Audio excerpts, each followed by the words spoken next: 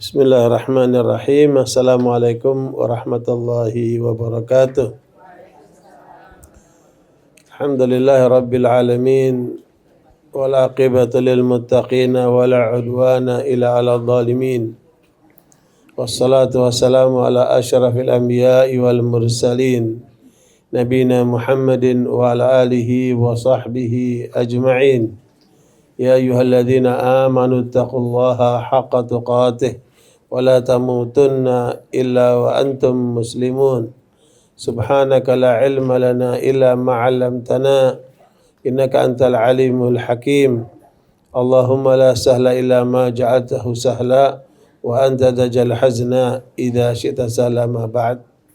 Ibu-ibu yang mudah-mudahan rahmati oleh Allah SWT, tema kita bagi hari ini adalah mengalahkan musuh yang ada di dalam diri kita.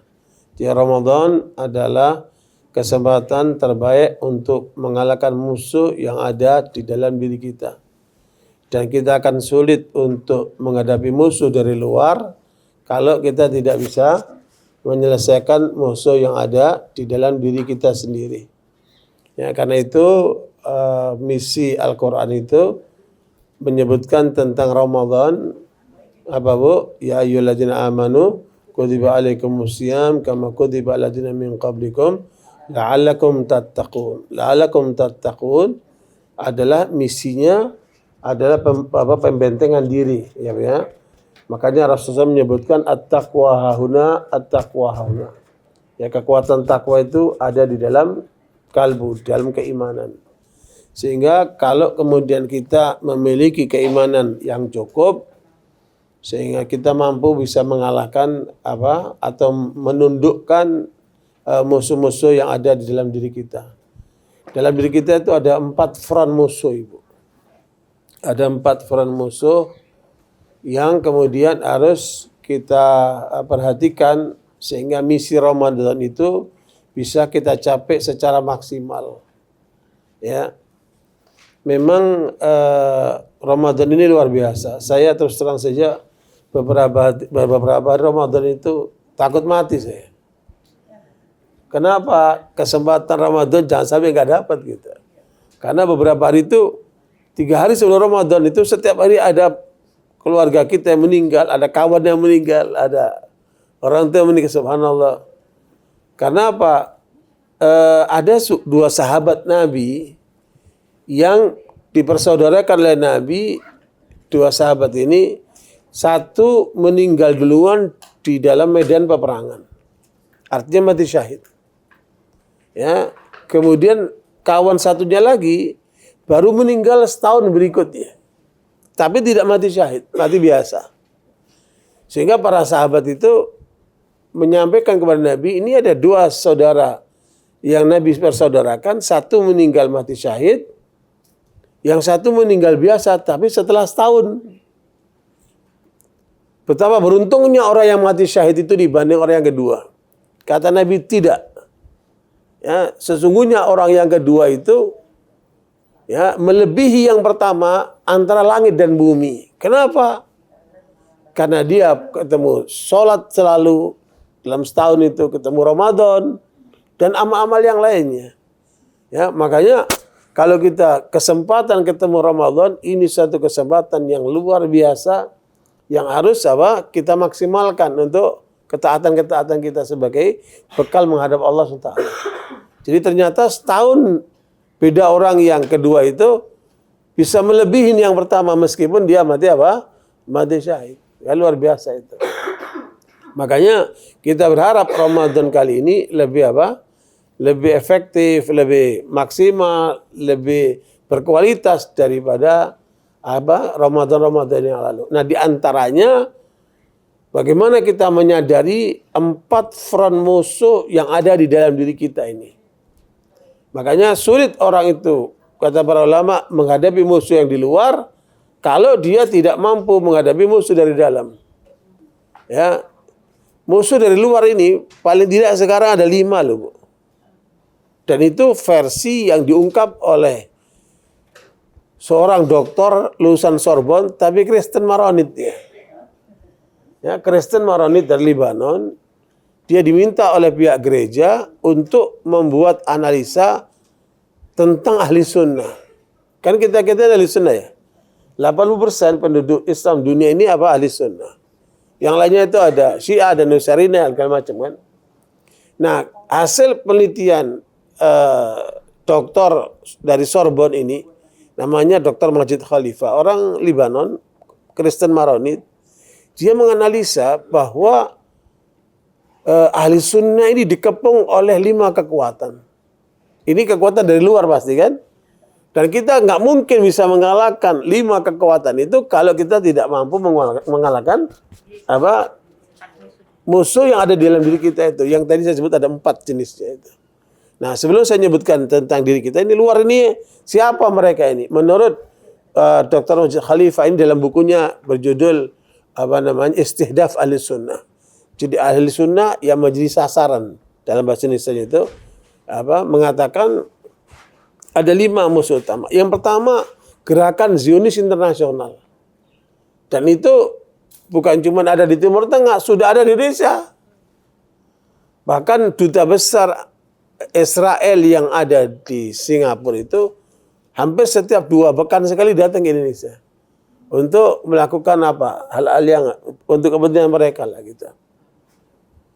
Ditemukan ada 60 lebih siswa-siswi lulusan salah satu sekolah anak SMA yang sekolah di Israel, ya kan? Yang sekolah di Israel, sekolah pertanian atau apa gitu. Ya. Jadi padahal kita dengan mereka tidak punya hubungan diplomasi kan. Tapi tetap jalan itu. Begitulah latihan-latihan saya dapat banyak lah. Bagaimana kerjasama secara tidak terbuka, ya, termasuk hubungan ekonomi, hubungan macam-macam itu, ya, militer dan sebagainya. Nah, gerakan Zionis internasional itu adalah kekuatan yang luar biasa di belakang hampir semua negara, ya, Eropa, Amerika, Australia, termasuk ASEAN ini tidak jauh dari mereka itu, ya. Dan ada yang resmi, ada yang tidak resmi, ya kan? Seperti yayasan yang resmi itu Lions Club, Rotary Club, segala macam itu kan bagian daripada kerja mereka itu. Ya, kita juga ada lembaga namanya Lembaga Kajian Zionis Indonesia. Kita suka kumpul itu untuk membahas itu. Jadi, waalaikumsalam. Kalau lihat data-data dulu juga ini Yahudi internasional itu masuk Indonesia kapan, Ibu? Bersama dengan datanya VOC 1602. Ya, dalam rombongan VOC itu ada sejumlah orang Yahudi yang ikut, ya, dan kemudian mengembangkan gerakan Zionisme di Indonesia ini, ya. Ya, ada banyak lah itu. Tapi ada yang tersembunyi, ada yang tampak gitu.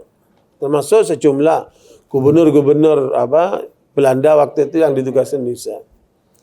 Nah, pusat gerakannya itu ada di Pondok Gede, menurut data di Belanda. Ya, kalau Ibu sekarang pergi ke Pondok Gede, ya, di sana itu ada sekarang jadi pasar. Ya, itu pusatnya dulu di situ. Ya, ya. Jadi ala kulli hal, artinya dia ada di negeri kita gitu.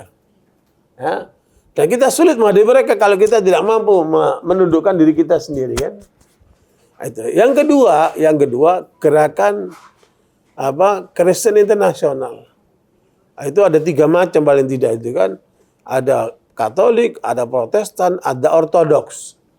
Ya, kalau Katolik itu pusatnya di Italia, ya, kemudian kalau Protestan pusatnya ada di Jerman dan Amerika.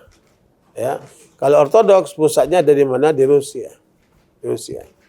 Nah, itu semua itu menjadikan target Ahli Sunnah wal Jamaah. Menurut Dr. Majid Khalifah, orang Kristen Maronit ini. Nah, yang ketiga itu adalah Iran dengan gerakan Syiahnya. Makanya di mana-mana gerakan Syiah ini yang disasar Ahli Sunnah wal Jamaah.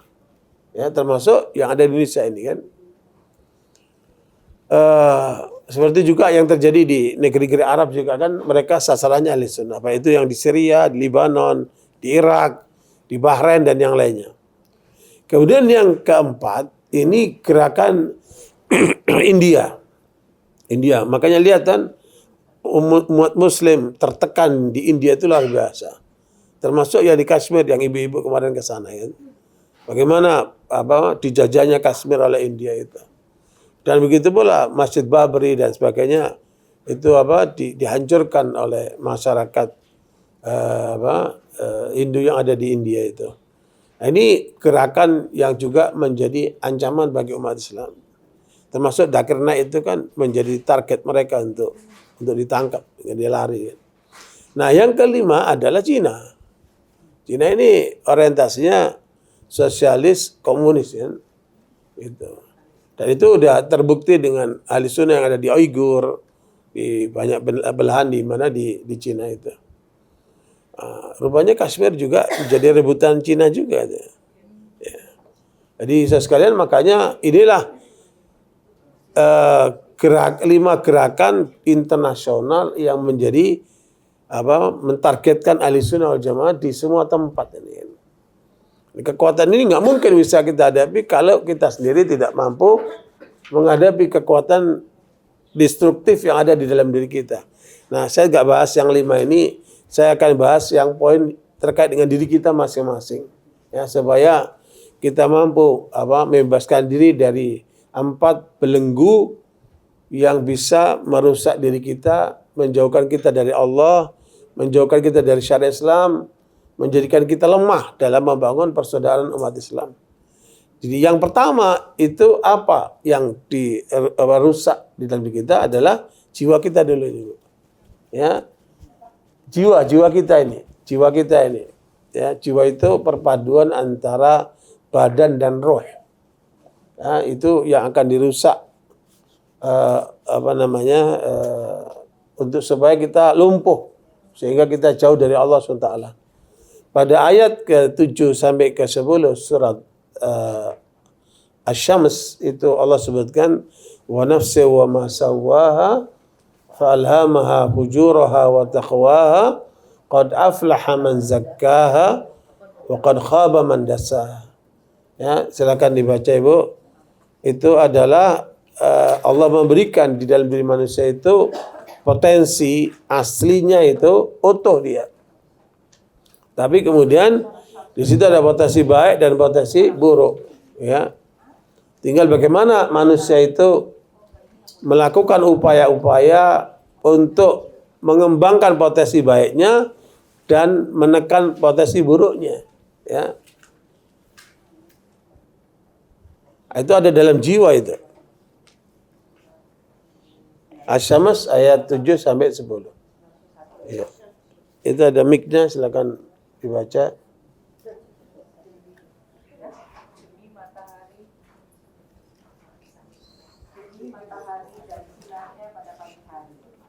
Yang ketujuh sampai 10 ya.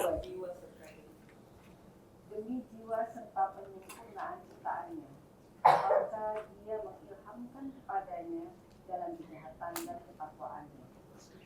Sungguh beruntung orang yang menyucikannya jiwa itu, dan sungguh rugi orang yang mengotori. Jadi kalau dalam dunia modern itu dikenal dengan dunia psikologi, ya. Jiwa itu menjadi kajian apa? Psikologi. Ya. Dan kalau kita lihat teori-teori barat, mereka sebenarnya gagal memahami jiwa secara utuh. Ya. Karena jiwa itu lebih dipahami dengan ego, super ego, ya. Yang mereka dapatkan karena penelitiannya itu berdasarkan panca indera. Ya. Dari penelitian itulah mereka kemudian menyimpulkan. Ya. Jadi ada yang nampak, ada yang tidak nampak kan. Kalau Ibu punya istilah mereka itu alam sadar, dalam alam bawah sadar. Nah, alam bawah sadar ini yang ibarat gunung itu yang nampak kecil, tapi di dalamnya luar biasa itu. Bahkan ada vulkanik dan sebagainya itu kan. Gunung vulkanik dalam itu luar biasa. Nah, di dalam diri manusia itu makanya potensinya dahsyat di dalam jiwa itu. Dan dari jiwa ini lahirlah karakter-karakter itu kan. Makanya jiwa ini harus menjadi perhatian utama. Caranya bagaimana? Kalau dalam Al-Quran namanya tazkiyah. Ya kan? Qad aflaha man zakkaha. Telah beruntung, sukses ketika orang itu sadar bahwa di dalam dirinya itu ada potensi-potensi buruk. Apa potensi buruk, Ibu? Apa, Bu? Pelit, menakut, kemudian apa? Minder. Itu potensi-potensi buruk yang ada di dalam karakter manusia itu kan. Ya, mungkin ada jiwa kasar atau apalah itu kan. Dan banyak sekali karakter-karakter buruk dalam manusia itu kalau bisa disadari kemudian diarahkan sesuai dengan ketentuan agama, maka hal ini bisa diredam. Nah, kemudian yang dimunculkan apa? Potensi baiknya. Jiwa kasih sayangnya, jiwa dermawannya, jiwa pemberaninya, jiwa pedenya, itu kan? Itu luar biasa. Namanya dalam bahasa Al-Quran apa, Bu? Tazkiyatun nafs. Ya. Qad aflaha man zakkaha. Artinya harus ada upaya dari manusia itu untuk membersihkan jiwa itu. Dengan apa? Dengan apa, Ibu? Pertama, dengan tauhid. Kan? Dengan tauhid. Bagaimana Rasulullah SAW mendidik para sahabat itu dengan 85 surat-surat Makkiyah, ya, tujuannya adalah untuk apa? Tazkiyatun nafs. Ya, membersihkan jiwa itu, ya. Berarti pada ayat ke-2 surat Al-Jumu'ah. Waladzi ba'atsa fil ummiyina rasulan minhum yatlu 'alaihim ayatihi wa yuzakkihim wa yu'allimuhumul kitaba wal hikmah wa in kanu min qablu la fi dhalalin mubin. Ya, itu adalah pola Allah mengajarkan Nabi untuk merubah manusia lewat 3 tahapan itu. Ya. Surat apa? Al-Jum'ah ayat yang ketiga. Ayat kedua, maaf. Ayat yang kedua. Ya. Ya, silakan, Bu. Dialah yang mengutus kepada kaum yang buta huruf seorang rasul di antara mereka, yang membacakan ayat-ayatnya kepada mereka, mensucikan mereka dan mengajarkan mereka kitab dan hikmah.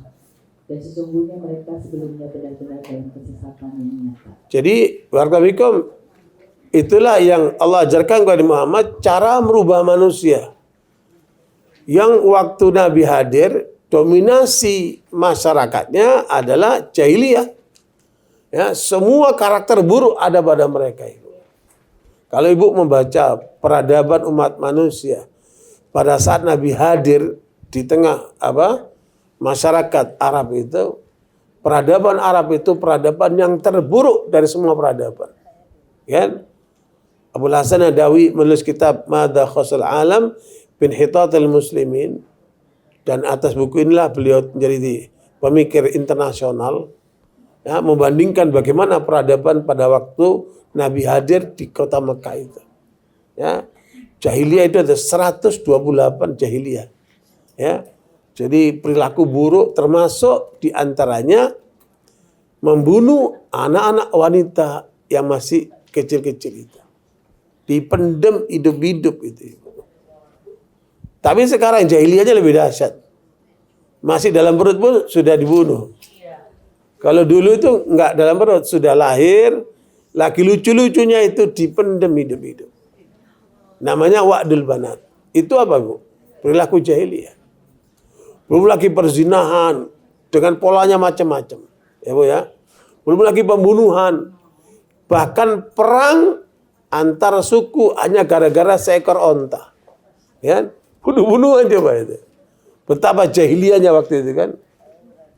Nah, untuk merubah masyarakat yang jahiliyah ini menjadi masyarakat yang islami, bertauhid, membawa misi Islam, membawa cahaya kepada dunia melalui 3 tahapan itu. Ini yang mungkin kita lihat kurang mendapat perhatian dari dunia pendidikan kita, Ibu. Padahal merubah manusia unsurnya di 3 itu. Pertama ada di kalbu, nah itu harus dikaitkan dengan Al-Quran itu. Yatlu alim ayat itu tujuannya untuk menundukkan kalbu ini. Karena manusia itu penentunya ada di kalbu. Kata Nabi, inna fil jasadi mudghah idza saluhat salahal jasadu kulluh wa idza fasadat fasadal jasadu kulluh ala wahyil qalb. Di dalam diri manusia itu segumpal darah, kalau dia baik, baiklah manusia itu, kalau dia buruk, buruklah manusia itu. Apa itu? Kalbu itu. Ya, kedengkian ada di kalbu. Keinginan-keinginan buruk maupun baik itu ada di kalbu. Ya, tidak mungkin orang itu koruptor kalau tidak ada keinginan. Tidak mungkin orang itu berzina kalau tidak ada keinginan. Begitulah semua kejahatan-kejahatan manusia itu. Itu semua berawal dari keinginannya yang salah. Gitu kan? Maka keinginan ini harus dikendalikan dari awal. Innamal amalu binniyat. Niat itu harus dikendalikan. Nah, kemudian baru yang kedua, yuzakihim tazkiyatun nufus, membersihkan jiwa. Ya, sehingga orang Islam itu terlepas dari semua perilaku jahiliyah itu.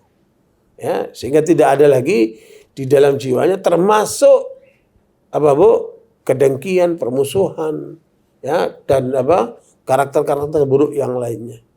Baru yang ketiga, mencerdaskan otak. Sekarang ini pendidikan kita, Bu, dimulai dari mana?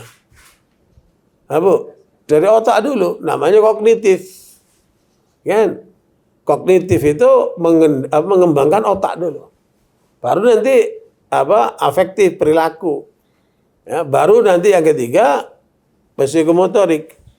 Ya, 3 itulah konsep pendidikan di kita itu. Dan itu dari mana nih semua? Diambil dari konsep barat. Karena para pendidik kita banyak kan terpengaruh oleh pemikiran pola pendidikan barat. Nah, apalagi sekarang ini kan yang diambil kan dari mana? Finlandia. Apalagi menteri sebelumnya dengan pola pendidikan merdeka itu pola-pola Finlandia semua. Ya, makanya pendidikannya pendidikan merdeka kan. Sampai anak SMA pun nggak bisa ngitung coba itu. Saking merdekanya itu kan. Ya, ketinggalan banyak hal. Jadi sekalian makanya, nah ini apakah umat Islam menjalankan pola ini? Yang lahirnya apa? Para sahabat hebat. Jadi kemarin saya baca tentang perubahan Islam dari Nabi Muhammad seorang sampai kemudian merubah Jazirah Arabia, ya, sampai kemudian dilanjutkan oleh Abu Bakar membersihkan Jazirah Arabia, kemudian mengalahkan Kristen yang ada di Syam. Kemudian dilanjutkan oleh Umar Khattab mengalahkan, berarti kekuatan kekuatan Romawi yang ada di negeri Arab itu dapat dihalau oleh Abu Bakar Siddiq. Kemudian dilanjutkan oleh Umar Khattab, kemudian mengalahkan Parsi di Irak dan kemudian sampai di wilayah seluruh Parsi sampai jatuhnya Parsi itu. 2 kekuatan superpower.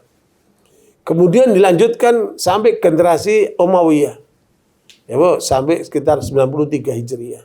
Dari 11 Rasulullah wafat sampai 93 Hijriah itu sekitar 83 tahun. Ya. Itu ada 256 pemimpin. Ya, 256 pemimpin yang 216 yaitu dari sahabat. Jadi orang-orang hebat itu dari mana? Dari sahabat. Makanya Allah puji mereka dengan pola Nabi merubah sahabat itu. Allah puji dalam surat Al-Imran 164. Laqad manallahu 'alal mu'minina idh ba'atha fihim rasulan min anfusihim yatlu 'alaihim ayatihi wa yuzakkihim wa yu'allimuhumul kitaba wal hikmah wa in kanu min qablu la fi dhalalin mubin. Sama awal yang diterapkan sama Nabi Muhammad sampai menghasilkan para sahabat dengan pola kepemimpinan yang luar biasa itu. Sampai kemudian seluruh Jazirah Arab itu terbebaskan dari semua kekuatan asing. Baik itu Parsi maupun Romawi sebagai 2 superpower waktu itu. Dan kemudian dilanjutkan di masa siapa namanya Abdurrahman Ad-Dakhil sampai ke Spanyol.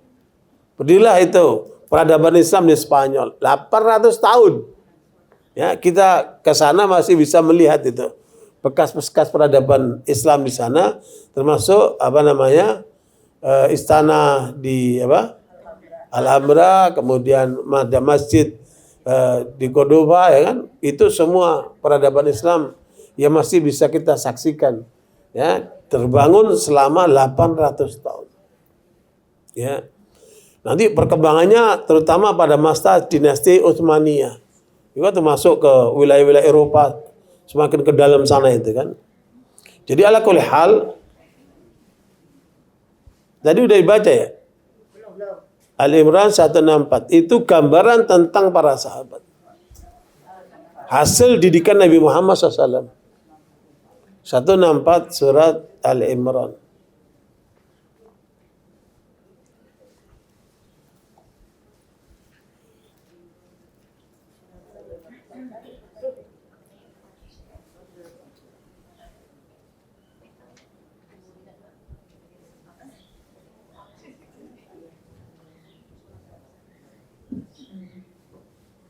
Sungguh Allah telah memberi karunia kepada orang-orang beriman ketika Allah mengutus seorang Rasul Muhammad SAW di tengah-tengah mereka dari kalangan mereka sendiri yang membacakan kepada mereka ayat-ayatnya, menyucikan jiwa mereka dan mengajarkan kepada mereka kitab Al-Quran dan hikmah.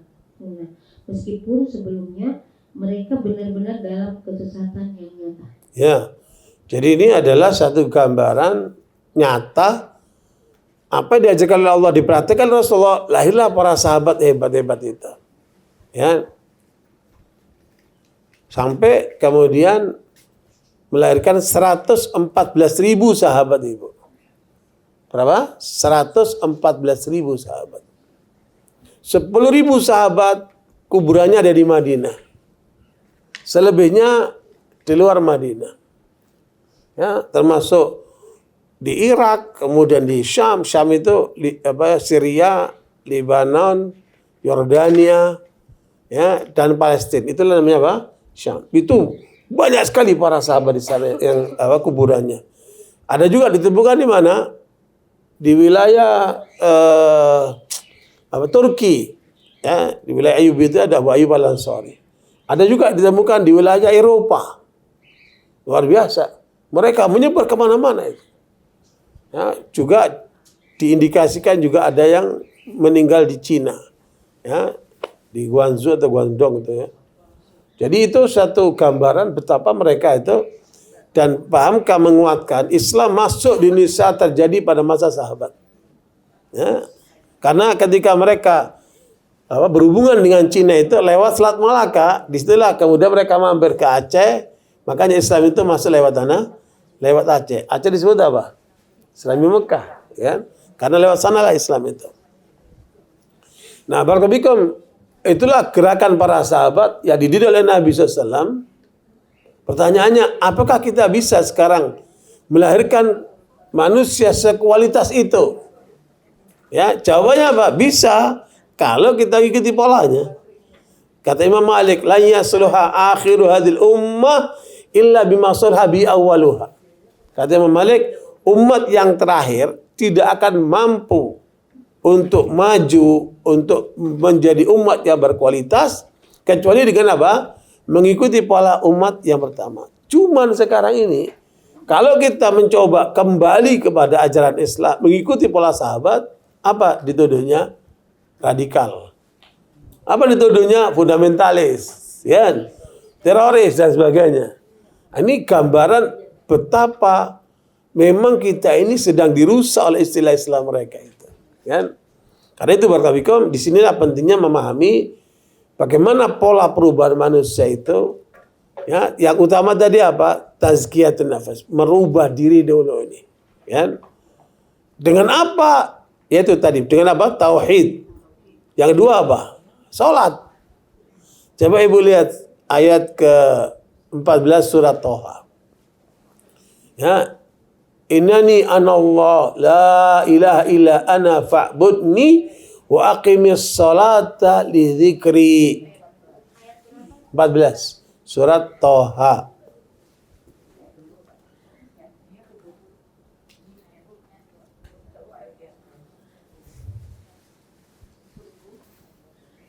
Sungguh aku ini Allah, tidak ada Tuhan selain aku. Maka sembahlah aku dan laksanakanlah sholat untuk mengingat aku. Ada dua pengertian itu, Bu. Ya, sholat itu untuk mengingatkan kita kepada Allah. Ya, Bu. Maka dipanggil dengan azan, hayyalah sholat, salim waktu itu. Supaya apa?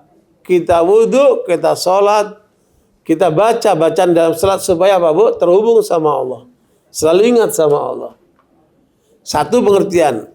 Pengertian kedua, kalau kamu lalai kepada Allah, sholatlah. Ya, Bu. Kalau kamu lupa sama Allah, apa, Bu? Sholatlah. Termasuk apa? Kalau sedang sulit hidupmu, sulit rizkimu, sholatlah. Ya, surat Toha 132, Ibu. Wa'mur ahlaka bis sholati wastabir 'alaiha. La nas'aluka rizqan nahnu narzuquk wal aqibatu lit taqwa. Ya. 132.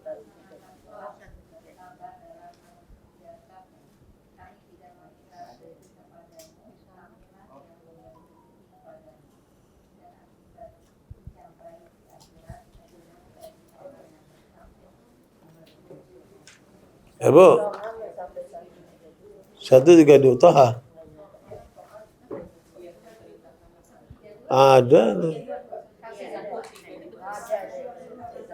Dan perintahkanlah keluargamu melaksanakan sholat dan sabar dalam mengerjakannya. Kami tidak meminta rezeki kepadamu, kamilah yang memberi rezeki kepadamu dan akibat yang baik di akhirat adalah bagi orang-orang yang bertakwa. Ya, Bu.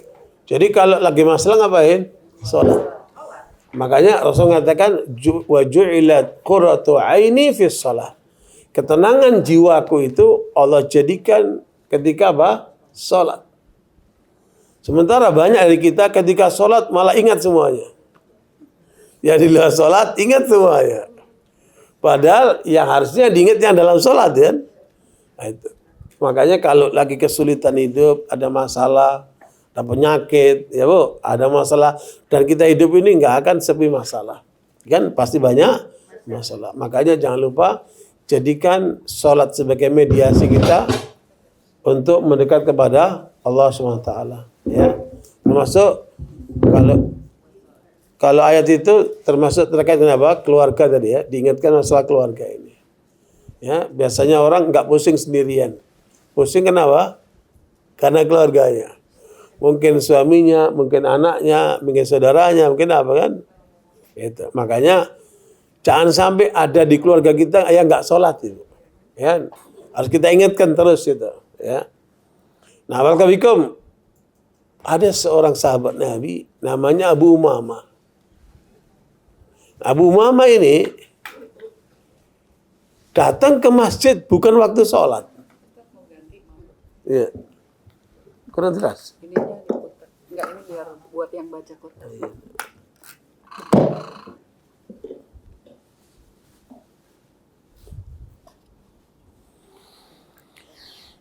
Lanjut ya.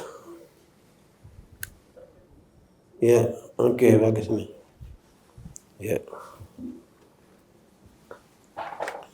Abu Umamah barakallahu datang ke masjid bukan waktu sholat. Nabi menjumpai, ya, karena rumah Nabi kan sebelah masjid.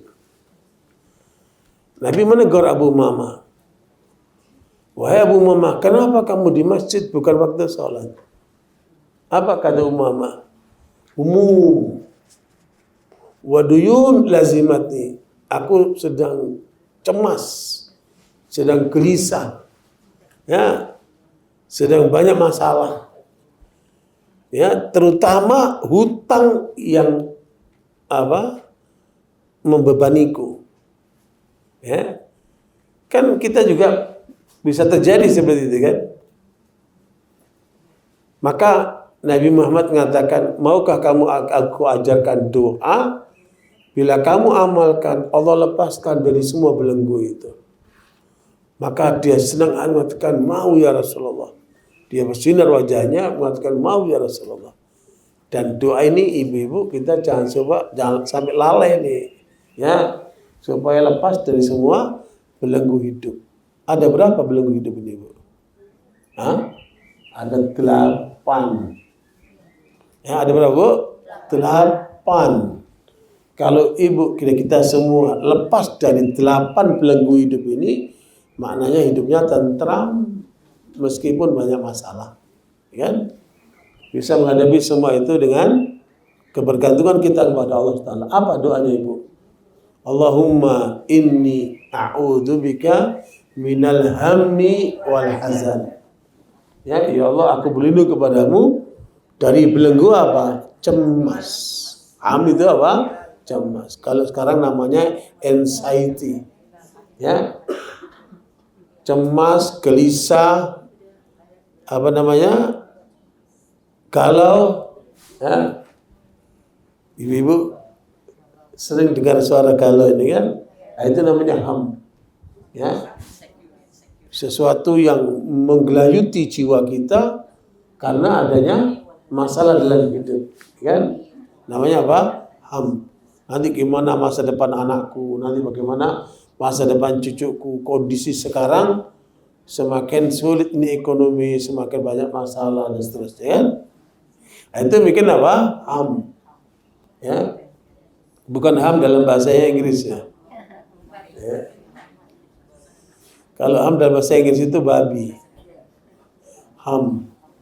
Tapi ham dalam konsep hak asasi manusia itu beda lagi.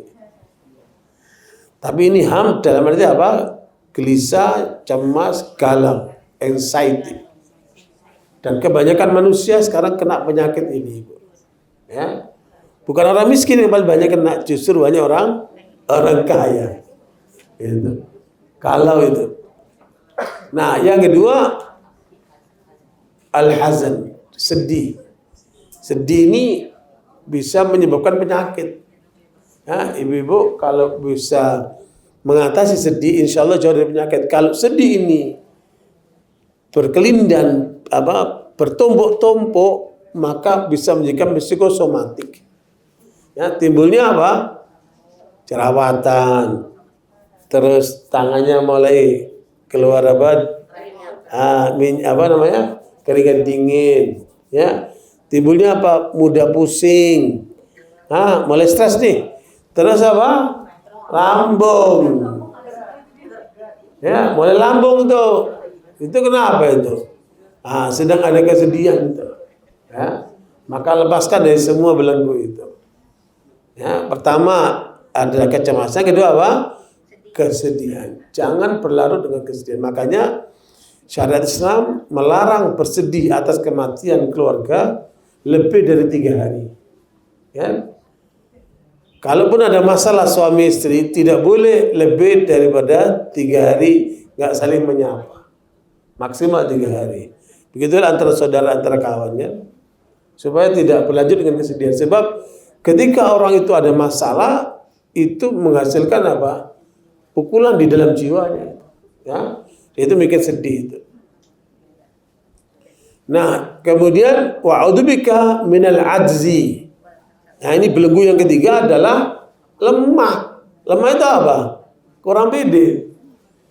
Ya, minder. Lemah itu tidak semangat. Ya. Bahkan apa? Itu minder. Bahaya loh penyakit minder ini, Bu. Orang kalau kena penyakit minder susah untuk maju dia. Ya, karena dia merasa apa? Lemah dirinya. Makanya ini harus dibuang dari aktivis-aktivis muslim, sikap minder itu. Nanti ngadepin dokter minder nggak bisa ngomong. Nanti ngadepin profesor minder nggak berani ngomong. Ya. Dan itu akibatnya apa, Ibu? Apa? Perasaan apa namanya? apa? Bukan cemas. Apa?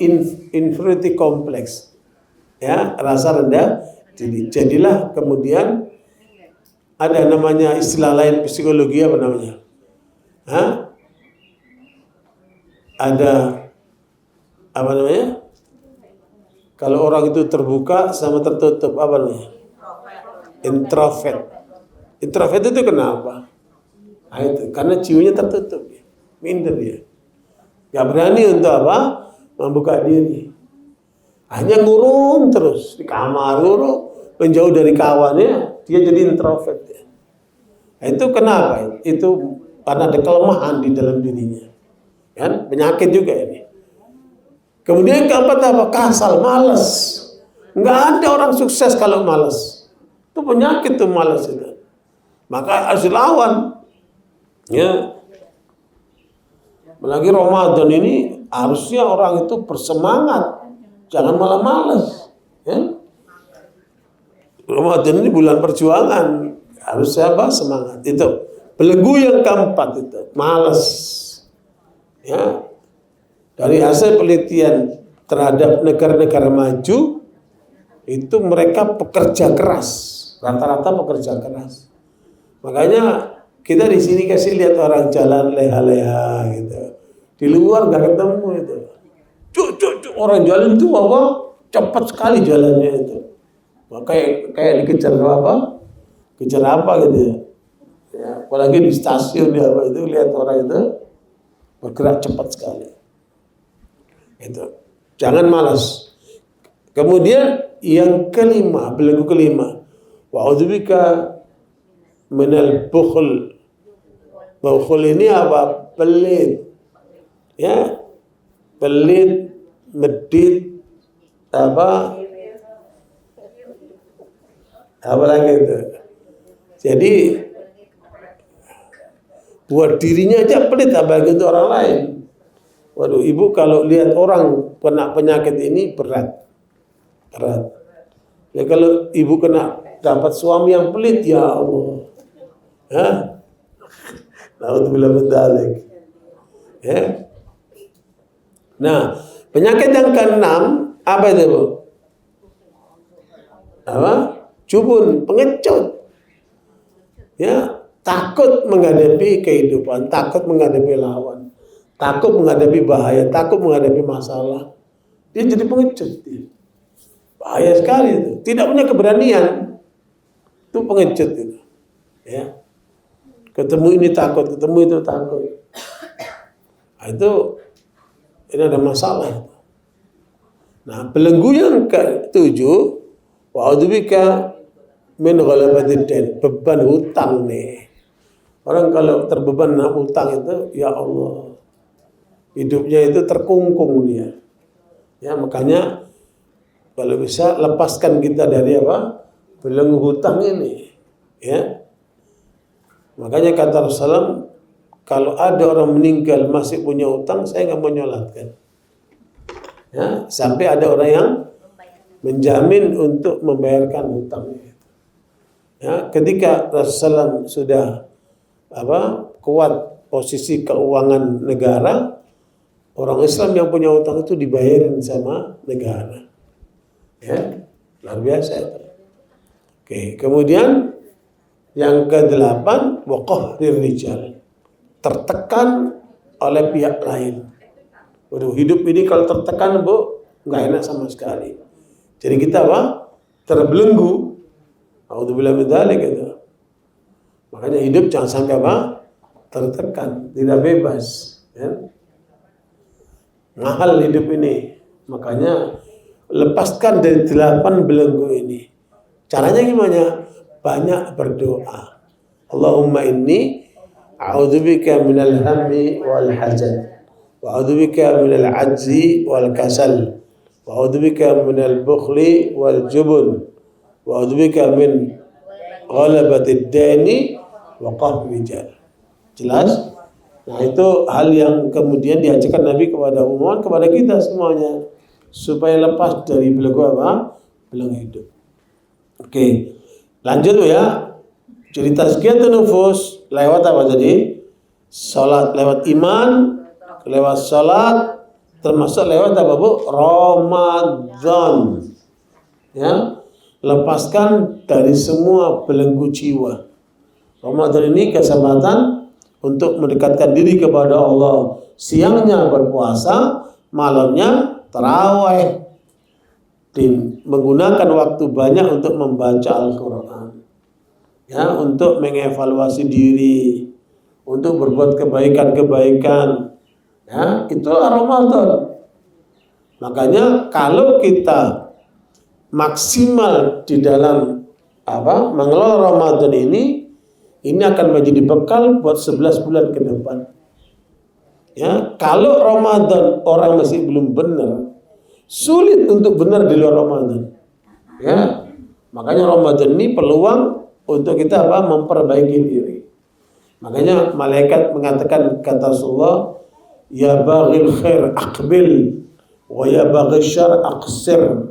Wahai orang yang berbuat baik, lepaskan kebaikanmu, buka keran kebaikanmu di Ramadan ini. Wahai orang yang suka berbuat buruk, hentikan keburukanmu di waktu Ramadan. Makanya Jabir bin Abdullah mengatakan, sahabat Nabi, jangan kamu samakan kamu di luar Ramadan dengan saat kamu dalam Ramadan. Harus beda, ya. Beda semuanya. Beda semangat dalam ibadahnya, beda semangat mencari halalnya, beda semangat untuk berbuat baiknya. Itu harus kita maksimalkan Ramadan ini. Ya. Terutama apa Ibu? Terutama apa Ramadan ini? 3 waktu. Ya, surat Qaf ayat 39 sampai 40. Ya. Terutama 3 waktu. Wasbir ala ma yaquluna wasabbih bihamdika qabla tulu'i syamsi wa qabla al-ghurub wa min al-laili fasabbihu wa adbar as-sujud. Qaf ayat 39 dan 40. Ya, ini masih ada separuh bulan nih Bu ya. Harus dimaksimalkan 3 waktu ini Bu. Ya. 39 40 surat Qaf.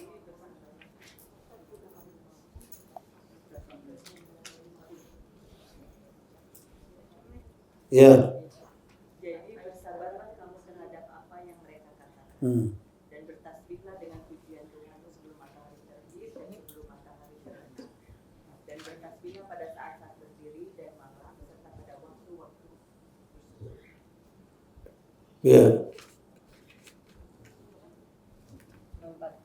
Kalau kita mendengarkan omongan orang, apa kata orang, kira-kira apa ya?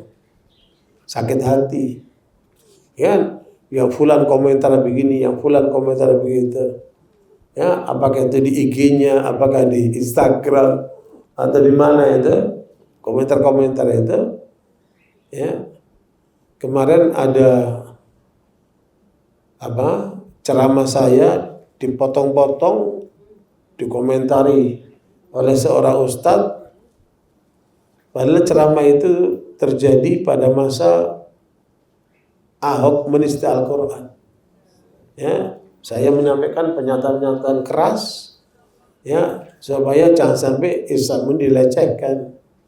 Ya, tapi itu dipotong oleh seseorang, nggak tahu apa tujuannya, dan minta pengantar ustadz atau sikap dikomentari sama ustadz itu. Jadi dan ustadz itu pun tidak tasabbut, ya, tidak melihat ini konteksnya apa, ya, kapan disampaikannya, langsung komentar-komentar aja begitu. Bahkan dikasih judul sangat mengerikan. Oh, pantas ustadz ini ditangkap Densus 88. Judulnya begitu. Kan luar biasa itu, ya. Apalagi di Ramadan loh ini. Ramadan itu saya dapatnya subhanallah. Itu nanti berat nanti itu tanggung jawabnya di akhirat itu kan. Nah, padahal itu terjadi pada masa itu 2016 atau 17 itu kan.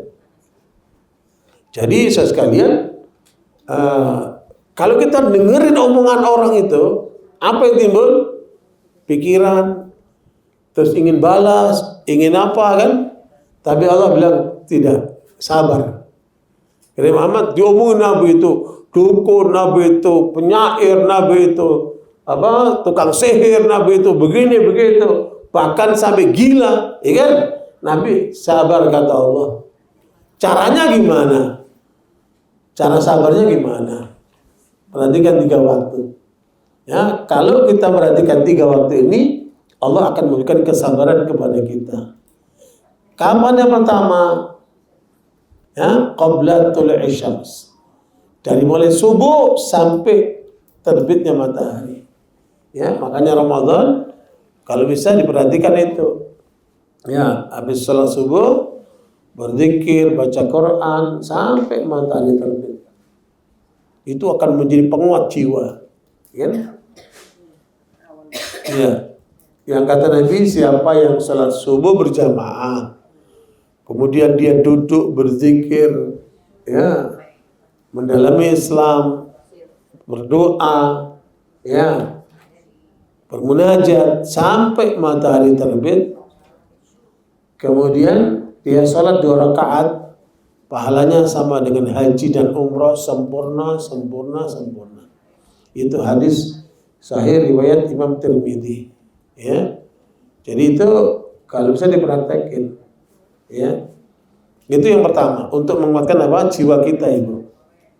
Ya, dari subuh sampai matahari terbit, kemudian sholat 2 rakaat. Oke. Yang kedua, wa qabla al-ghurub, sebelum matahari tenggelam. Dari mulai asar sholat berjamaah atau sholat ibu di rumah, kemudian bacalah zikir petang itu, kan? Baca Quran, munajat, dan jangan lupa sebelum berbuka, itu kesempatan untuk kita banyak berdoa. Jangan sampai kelewatan itu, Bu. Ya, karena doa yang berpuasa itu dikabulkan sama Allah. Kan 3 doa dikabulkan sama Allah. Doa orang berpuasa, doa orang musafir, dan doa orang terzalimi. Ya. Makanya setiap hari sebelum berbuka minimal 5 menit lah sebelum berbuka. Ya. Atau 10 menit atau setengah jam itu jangan lupa untuk apa? Berdoa qabla ghurub, sebelum matahari tenggelam. Hadis sebelum maghrib, ya. Kemudian yang ketiga, malam sebelum subuh. Itu.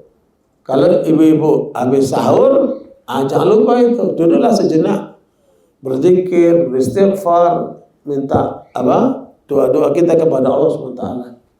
Itu akan menguatkan jiwa kita, Ibu.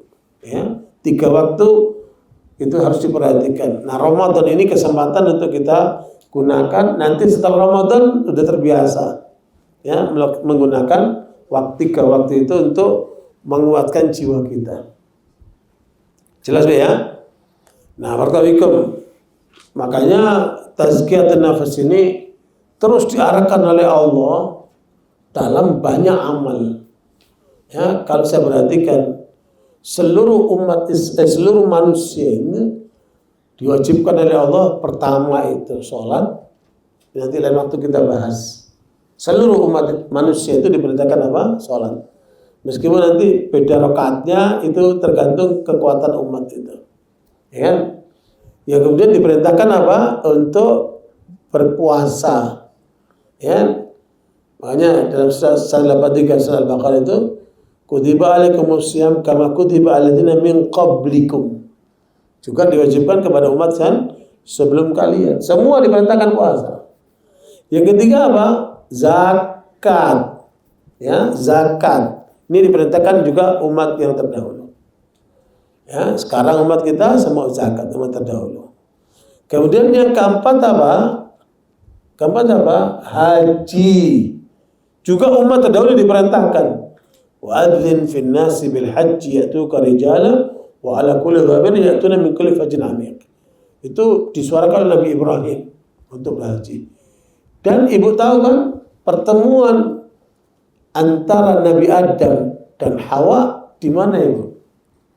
Nabi Adam diturunkan di Gunung Himalaya. Ya, Hawa diturunkan di Jeddah. Ketemunya di mana? Di Jabal Rahmah, di Arafah. Untuk apa itu? Haji. Karena tidak sah haji seseorang kalau tidak datang ke Arafah. Makanya Rasulullah mengatakan al-hajju Arafah. Ibu kalau pergi ke Saudi, ke Mekah, jamaah haji itu yang sakit pun dibawa kemana? Ke Arafah. Karena haji itu rukun utamanya apa? Arafah. Semua para nabi itu ke Arafah. Semua para nabi. Kemudian yang kelima, seluruh umat itu diperintahkan apa? Amar ma'ruf, nahi mungkar, ya? Amar ma'ruf, nahi mungkar. Insyaallah lain waktu kita bahas. Yang keenam, umat terdahulu dari umat kita juga diperintahkan apa? Yang keenam, jihad fisabilillah. Itu perintah kepada seluruh umat itu. Ya, seluruh manusia diperintahkan oleh Allah itu. Nah, tinggal pertanyaannya, yang jalankan ini sekarang siapa itu? Sholat seperti kita siapa? Udah gak ada lagi. Kecuali umat Islam. Yang kedua apa? Puasa Ramadan. Mana lagi orang yang puasa? Kecuali umat Islam. Zakat begitu juga. Haji hanya umat Islam sekarang. Kemudian apa? Amar ma'ruf, nahi mungkar, dan jihad fisabilillah. Itu semua adalah perintah Allah untuk apa? Itu tazkiyatun nafs, untuk mensucikan jiwa manusia itu. Supaya apa? Supaya terhubung sama Allah SWT. Gitu dulu ya. Makanya pada ayat 53 surat Yusuf itu terkait dengan apa? Busri, nggak ada minumnya di Busri.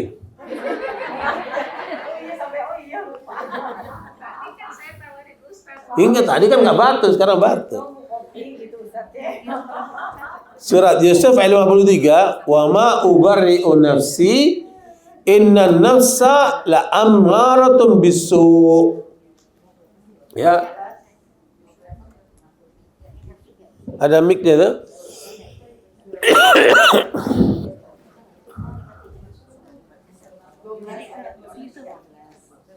Surat 12 ayat 53. Mereka Tuhan berkata Iya, itu baca Bu.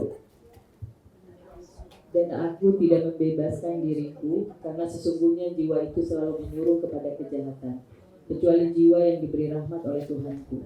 Sesungguhnya Tuhanku Maha Pengampun lagi Maha Penyayang. Mengapa Ibu? Kok Nabi Yusuf bilang begitu? Hah? Nabi Yusuf ini kan anak muda, ganteng, masih puber. Ya, masih muda. Dimasukkan oleh perempuan yang cantik, terhormat, mau. Masukkan di kamar, kamarnya dikunci coba. Terus dia buka dirinya. Aitalak. Walaqad hammat bihi wa hamma biha laula ra'a burhana rabbi. Jadi perempuan itu gemberengseng. Nabi Yusuf juga sebagai lelaki punya syahwat, punya keinginan. Ya, tapi karena ingat sama Allah, maka dia berpaling, enggak mau dia. Kan? Kan? Kalau saya wallahu a'lam ya. Jadi begitu beratnya ini karena godaan laki itu terbesar apa?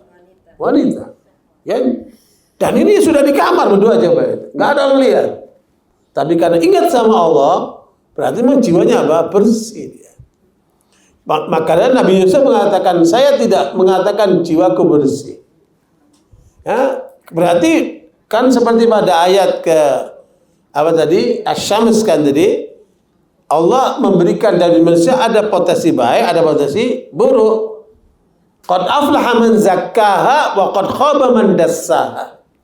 Telah beruntung orang yang apa? Membersihkan jiwanya, dan merugilah orang yang mengotori jiwanya dengan mengikuti hawa nafsunya. Apa hawa nafsu Ibu? Ibnu Qayyim menyebutkan ada 4. Paling bahaya di dalam nafsu manusia itu ada 4 itu. Dan ini yang harus kita antisipasi dengan Ramadan ini. Kalau ini masih ada, berarti masalah dengan Ramadannya. Ya, karena tujuan Ramadan adalah untuk membersihkan jiwa ini. Makanya dalam riwayat Bukhari Muslim, Rasul mengatakan asyamu junnah. Puasa itu apa? Perisai dari apa? Bu, jangan ngomong yang mencederai puasa. Apakah bohong? Apakah janji palsu? Apakah ngomong yang kotor? Ya. Bahkan kalau kamu diajak orang berantem, katakan aku lagi puasa. Jangan jangan ditanggapi, ya. Supaya jangan sampai puasanya nggak ada pahalanya. Kan kata Nabi, berapa banyak orang yang berpuasa tapi nggak dapat pahala puasanya, hanya dapat lapar dan dahaga saja dia. Ya, kenapa? Itu masih kuat jiwa kotornya itu. Ada berapa, Bu? Ada 4. Yang pertama, jiwa yang merasa sempurna, merasa hebat, merasa suci kayak malaikat. Kan? A'udzubillahi min dzalik. Ada orang-orang yang perasaannya dia merasa paling suci. Memandang orang dengan pandangan yang merendahkan. Kan? Nah, menganggap dia paling alim, menganggap dia paling hebat, menganggap dia paling suci. Na'udzubillahi min dzalik. Ini bahaya sekali. Ini apa? Ini jebakan jiwa yang buruk itu. Merasa paling suci, merasa paling paling benar, ya. Bahkan tidak jarang merendahkan ustadz lain, hanya ustadznya dia saja yang paling benar. Ya, ini ustadz sunnah, yang lainnya bukan sunnah. A'udzubillahi min dzalik. Itu bahaya banget. Ini pengajian sunnah, yang lainnya pengajian enggak sunnah. Coba itu. Kan kayak surga buat dia saja itu. Kan jangan sampai kita punya jiwa seperti itu. Ya, menganggap diri paling suci, paling hebat, paling masya Allah. Ya, makanya Abu Bakar Siddiq menangani pribadi seperti ini dengan 2 sikap. Kalau dia ketemu dengan orang yang lebih muda, dia mengatakan sama dirinya, dia lebih baik dari saya karena dia lebih sedikit dosanya. Saya lebih banyak dosanya. Kalau dia ketemu dengan orang yang lebih tua, dia mengatakan orang ini lebih baik dari saya karena dia lebih banyak amalnya daripada saya. Jadi menunjukkan apa? Tawaduk. Ya, membawa dirinya humble, ya. Itu yang pertama itu. Bahaya di dalam jiwa manusia karena merasa paling hebat. Kelompoknya paling benar. A'udzubillahi min dzalik. Yang kedua, jiwa yang seperti setan. Ya, apa jiwa seperti setan? Bukan, dia nggak mau rusak sendirian. Dia ngajak orang sebanyak-banyaknya supaya rusak seperti dia. Ya, kalau dia kena narkoba, nggak mau dia sendiri kena narkoba. Dia ajak kawan-kawannya sebanyak mungkin supaya kena narkoba. Ya, makanya orang jahat biasanya cari komunitas yang jahat seperti dia. Gitu. Jadi jiwa setan ini dia nggak mau rusak sendirian. Dia akan ngajak orang lain sebanyaknya supaya rusak seperti dia. Ya, na'udzubillahi min dzalik. Nah, kemudian yang ketiga, jiwa binatang buas. Ya, maunya menang sendiri, maunya menerkam, maunya nggak mau kalah dia. Mungkin karena tubuhnya kuat, mungkin karena punya backup, mungkin kan. Nah, dia ingin menekan orang lain. Makanya itulah hukum hutan kan. Hukum hutan itu apa? Siapa yang kuat, dia yang menang. Ya. Ini yang ketiga. Makanya harus kita buang di dalam jiwa kita. Yang keempat, jiwa yang seperti binatang pada umumnya. Yang orientasinya cuma makan, minum, bikin anak tidur. Makan, minum, bikin anak tidur. Ya. Jadi nggak punya tujuan hidup. Hanya memuaskan perut dan yang di bawah perut. Itu. Ini kayak binatang pada umumnya. Binatang kan nggak punya tujuan, Bu ya, nggak punya tujuan hidup. Dan tidak sedikit loh manusia kayak gini nih. Dan kata Ibnu Qayyim, yang paling banyak rusak manusia itu jenis yang keempat. Gitu. Karena nggak punya tujuan dia. Orientasinya cuma apa? Makan, minum, bikin anak, tidur, jalan-jalan, apalah itu. Seperti binatang pada umumnya. Ya, yang punya tujuan. Nah, ini 4 jiwa inilah yang harus kita apa? Kita tunjukkan dengan puasa Ramadan ini. Ya, apalagi dalam hadis riwayat Bukhari Muslim, Rasulullah SAW menyebutkan kullu amal ibni Adam lahu al-hasanatu bi asyi amsalih ila 700 dha'f. Ya, Allah berfirman pada ayat hadis kursi ini, setiap kebaikan seorang akan dibalas antara 10 sampai 700 kali lipat. Itu kalau di luar Ramadan. Illa siyam fa innahu li. Kecuali puasa, aku sendiri yang membalasnya, kata Allah SWT. Kenapa? Li'annahu taraka ta'amahu wa syarabahu wa syahwatu min ajli. Karena orang puasa itu sedang meninggalkan tidak makan, tidak minum, tidak berhubungan suami istri pada saat Ramadan sedang puasanya. Kan? Kenapa? Karena Allah.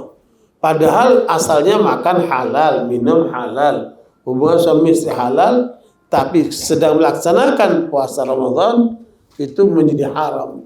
Kenapa? Karena Allah. Maka Allah membalasnya tanpa batas.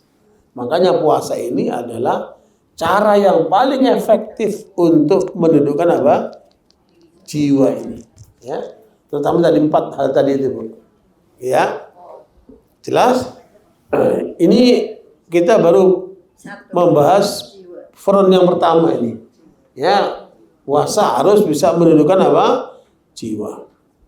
Yang kedua, dari 4 musuh dalam diri kita ini yang harus kita kendalikan. Ya, yang kedua adalah bisikan setan yang ada di dalam diri kita, Ibu. Surat Az-Zukhruf ayat 36. Bisikan setan yang ada di dalam diri kita. Ya. Wa may ya'shu 'an dzikrir rahmani nuqayyid lahu syaitanan fahuwa lahu qarin. Az-Zukhruf 36. Az-Zukhruf ayat 36.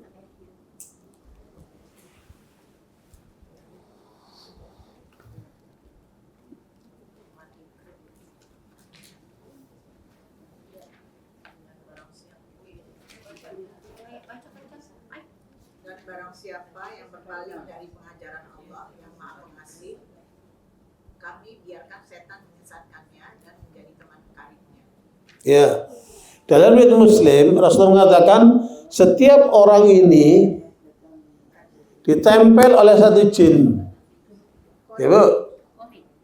Ya, itu namanya tadi qarin kan? Di surat Az-Zukhruf 36 itu disebut dengan qarin. Kapan dia bereaksi? Kalau kita lupa sama Allah. Ketika ibu malas sholat, itu pasti ada peranan si jin qarin ini. Ya, dia aktif dia. Ya. Ketika ibu mau sedekah, dia bilang jangan. Ya, lebih bagus untuk nanti. Ya, dihalangi dia. Ketika orang mau sholat, malas dia. Apalagi waktu adzan subuh kan, malas dia. Mau ngaji, dia apa? Dihalangin. Begitulah setiap kebaikan dihalangi. Itu namanya apa itu? Qarin. Siapa qarin itu? Jin yang menempel di dalam diri masing-masing orang. Ya. Dan itu harus kita sadari. Ternyata Ramadan saja masih ada orang minum tangan kiri. Kenapa itu tangan kiri? Itu jinnya itu. Ya. Ramadan masih ada tuh orang berantem, orang ribut, orang melakukan kemaksiatan dan lain sebagainya. Itu apa itu? Mengarah apa? Jin qarin itu. Padahal setiap orang satu. Nanti dia juga bisa manggil kawan-kawan lainnya. Ya. Kalau lagi sholat, teman-temannya dipanggil. Beda, nanti kalau sholat ada jin khusus untuk menggoda orang sholat. Namanya khinzab. Khinzab itu jin yang khusus menggoda orang sholat supaya nggak khusyuk dia, supaya nggak konsentrasi dia. Ya. Nanti dia panggil jin-jin lain itu Makanya kalau ibu lihat ada orang kesurupan, itu dia manggil jin-jin lain itu. Ya, kadang-kadang sampai ada 70.000 di dalam diri orang itu jinnya itu. Tergantung kekuatan jin itu memanggil kawan-kawannya. Ya. Makanya seringkali orang ketika diruqyah itu butuh waktu lama karena mengusir jinnya banyak sekali. Ya. Apalagi jinnya bisa baca ayat kursi. Kamu ayat kursi, saya juga bisa baca ayat kursi. Jangan antang ya. Tapi di ayat 37-nya itu sambungannya dari suku mereka atau setan-setan itu tadi psikolog itu bukan manusia. Kenapa? Benar-benar menghalangi. Jadi maksudnya ini setan-setan jadi bukan satu. Artinya yang pertama itu satu dia. Dia manggil teman-teman yang lainnya untuk menguatkan kalau umpamanya ibu terlalu kuat imannya, ya kan? Dia sulit menghadapi sendirian, maka dia panggil kawan-kawannya. Gitu. Nah, misinya apa ibu? Misinya apa? Surat Fatir ayat yang ke-6. Fatir ke-6. Inna syaitan lakum adu fattakhiduhu aduwa innama yad'u hizbahu liyakunu min ashabis sa'ir. Gitu. Fatir ayat ke-6. Bismillah, sungguh setan itu musuh bagimu, maka perlakukanlah ia sebagai musuh. Karena sesungguhnya setan itu hanya mengajak golongannya agar menjadi penghuni neraka yang menyala-nyala. Ibu mau berangkat pengajian nih. Ya, setan bisikin ibu, pakai lipstik tuh nanti biar nggak pucat. Ya bu. Lah pengajian pakai lipstik ngapain tak? Ya. Apalagi Ramadan ya. Itu bisikan-bisikan itu. Ya kadang-kadang kita lihat di jam pengajian di Ustaz Adi Hidayat macam ibu-ibu tuh minor-minor sekali. Ya. Ya. Itu apa itu bu? Hah? Makanya ini harus kita sadari. Kata Allah itu setan itu musuhmu tuh. Setiap kamu melanggar Allah, ada misi-misi di luar kehendak Allah, maka di situ ada pengaruh apa? Setan. Tujuannya apa? Supaya kamu masuk neraka rame-rame. Itu misi besarnya itu. Ya. Dan setan ini ada pimpinannya ibu. Dia pasukan ada pimpinannya. Kan? Iya masih ada. Makanya dalam teori militer itu ibu, prajurit tidak pernah salah. Yang salah siapa?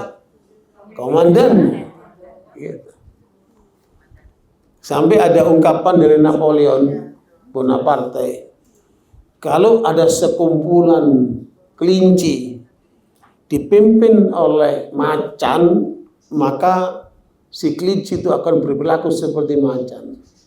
Jadi pemberani dia. Kalau ada sekumpulan macan dipimpin oleh kelinci, ya, sekumpulan macan itu jadi apa? Jadi kelinci. Begitu besar arti pemimpin itu, bukan? Ya, ya semua diprank kita Jokowi kan. Nah makanya Barakallahu inilah satu hal yang perlu diingatkan. Setan itu musuhmu.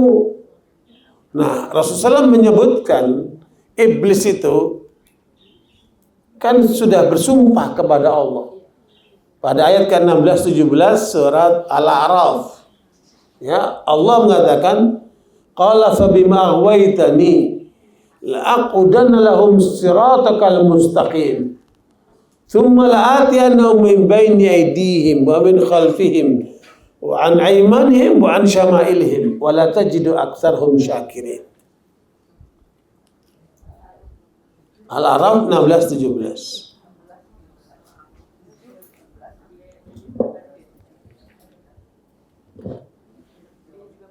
Iblis menjawab, karena engkau telah menghukumku tersesat, aku pasti akan selalu menghalangi mereka dari jalanmu yang lurus. Kemudian pasti aku akan mendatangi mereka dari depan, dari belakang, dari kanan dan dari kiri mereka, dan engkau tidak akan mendapati kebanyakan mereka bersyukur. Jadi tujuan iblis apa, Bu? Menghalangi manusia dari Allah. Ketika orang itu lalai kepada Allah, sehingga dia melanggar Allah, berarti itu apa? Ada peranan iblis. Nah, iblis ini misinya menjauhkan manusia dari Allah. Ya, makanya para ulama itu menyebutkan itu dari Abdullah bin Mas'ud, Ibnu Abbas, musik itu adalah alat setan untuk menjauhkan manusia dari Allah. Makanya hati-hati. Ya, apalagi Ramadan, jauhkan dari semua itu. Ibu, karena dia perlahan-lahan ketika mempengaruhi orang, terus mulai kepalanya goyang-goyang, terus mulai badannya melantai, sampai lupa sholat segala macam.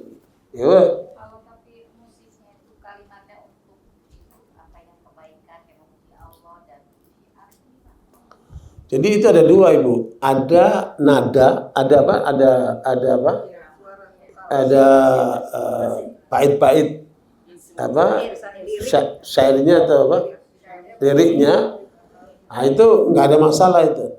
Kalau apa? Namanya akapela, Bu ya. Ya, dengan suara maulid itu, ya dia nyebut Allah gak macam. Tapi masalah itu musiknya.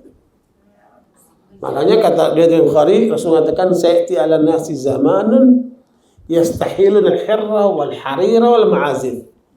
Nanti di suatu zaman kata Nabi, orang akan menghalalkan perzinahan, menghalalkan apa? Pakaian apa? Bukan pakaian sutra, dan menghalalkan musik-musik. Ya. Musik-musik ya gitar, ya drum band, ya itu rolling apa itu, ya. Itu akan menjadi mainan setan untuk melalaikan manusia dari Allah. Gitu. Nah, barakallahu ini yang kemudian perlu mendapat perhatian kita. Ya. Nah, itu hanya boleh untuk ini pernikahan saja. Iya, itu berpakai rebana. Itu untuk pernikahan, supaya ibu niatannya nggak sepi. Ya, ya bukan. Jadi itu yang jelas. Kalau Zefina itu masih ada apa? Gitarnya itu. Jadi yang musiknya ini, Bu, masalah, Bu. Ya, bagusnya ibu hindari. Kalau ibu rasakan nanti, ya Bu, itu terasa nikmat sekali. Ya, bahkan Ibnu Qayyim mengatakan pengaruh musik di dalam jiwa itu seperti daging yang segar. Kalau ibu letakkan daging segar itu, keluar apa itu, Bu? Keluar belatungnya. Jadi musik itu merusak jiwa seperti belatung apa, Bu? Merusak daging tadi. Nggak terasa orang itu. Makanya dia kayak apa? Kayak hilang kesadaran seperti itu. Terbuai. Ala kulli hal, ya, yang masih keberatan perlu mendalami lagi, ya, supaya jangan sampai terbawa ke arus yang salah. Oke. Jadi betul ya, apa godaan setan itu, Bu? Menjauhkan manusia dari Allah. Lewat mana? Lewat 4 sudut, Bu. Dia bukan 1 sudut, 4 apa? 4 dari depan, dari belakang, dari kanan, dari kiri. Ibu ahli silat nih, pendekar nih, menghadapi lawan dari 4 sudut. Menang atau kalah? Sulit untuk menang, kan? Karena dari 4 sudut nih. Depan bisa kita temui, belakang gak kelihatan. Depan apa ini maksudnya? Dunia. Depan ini godaan dunia. Makanya dibikin indah tuh mau big 1, big 2. Ya. Dibikin yang luar biasa. Ya, godaan dunia itu. Sampai dia lalai dengan sholat, lalai dengan ibadah, lalai dengan Allah. Ya, tenggelam dengan dunianya. Nah, ini ada satu bagian juga yang nanti kita bahas. Kemudian dari belakang dilupakan dengan akhirat. Ya, dia datang dari belakang untuk saya melupakan apa? Akhirat. Udah, lupain akan ntar aja. Nunggu tua, nunggu waktu kosong, nunggu apa? Dia apa? Dia suka menunda-nunda. Makanya para ulama mengatakan siapa yang suka menunda kebaikan, maka dia sedang dikendalikan oleh setan. Makanya jangan suka apa? Menunda kebaikan. Segerakan kebaikan itu. Sebab kalau enggak bakal lupa dia. Dan setan itu yang melupakannya. Dari kanan supaya menjauhi dari kebaikan-kebaikan. Kanan itu representasi apa, Bu? Kebaikan. Nabi tidak berbuat kebaikan kecuali lewat dengan tangan kanannya. Gitu. Nah, kemudian dari kiri itu representasi keburukan. Justru dijerumuskan ke arah yang buruk itu. Sebenarnya larangan itu kalau di Islam itu kan dikit ya. Kan larangan itu dikit. Dunia itu asal semuanya halal kecuali ada dalil yang melarangnya. Yang melarang dikit. Tapi yang diminati orang yang mana? Yang dikit itu. Ya. Internet itu yang rusak itu 10%. 90% itu positif. Ya. Kalau kita selalu positif menggunakan internet, ilmunya luar biasa. Ya, kalaupun kita nggak perlu belajar ke luar negeri, itu semua orang hebat itu ada di internet. Ya, semuanya ada di internet. Ya, luar biasa. Apalagi dengan AI ini kan, rata-rata orang itu IQ-nya paling tinggi 200. Ya, di Indonesia itu orang paling tinggi IQ-nya itu Habibie 200. Einstein itu 190. Habibie masih di atas. Kita rata-ratanya 110. Tapi menurut laporan di Indonesia rata-ratanya 78. Namanya stunting gitu kan, kurang gizi. Makanya program Prabowo itu untuk supaya orang itu apa? Pinter dengan dikasih makanan bergizi. Itu karena kurang gizi. Padahal 78 itu kan minim sekali. Rata-rata itu 110. Kalau ibu-ibu ada yang 150, berarti tandanya jenius. Ya, jenius sama gila cuman satu rambut. Ya. 50, 150 sampai 200 itu sudah jenius. Di Indonesia yang jenius itu hanya 2%. Dari seluruh penduduk ini yang jenius berapa? 2%. Jangan-jangan yang sini jenius semua ini ya. Ya. Kecuali yang tidur itu pasti gak jenius. Oke, barakallahu. Dan biasanya kalau jenius kecilnya aneh-aneh perbuatannya. Kadang-kadang orang tuanya bingung lihat anaknya. Ya, dia jenius tapi kayak bahlul. Ya, kadang-kadang ngomongnya terlambat ibu. Kadang-kadang perilakunya berlawanan dengan yang normal, anak normal. Padahal anak ini sebenarnya jenius. Dia butuh perhatian, butuh eksplorasi. Tapi tidak sedikit orang tua tidak paham. Ya. Dan banyak anak-anak yang autis itu di situ banyak anak jenius. Ya, cuman kadang-kadang orang tua apa? Kurang sabar. Ya. Dikira anaknya apa? Abnormal. Padahal bisa jadi dia memiliki apa? Kemampuan yang luar biasa.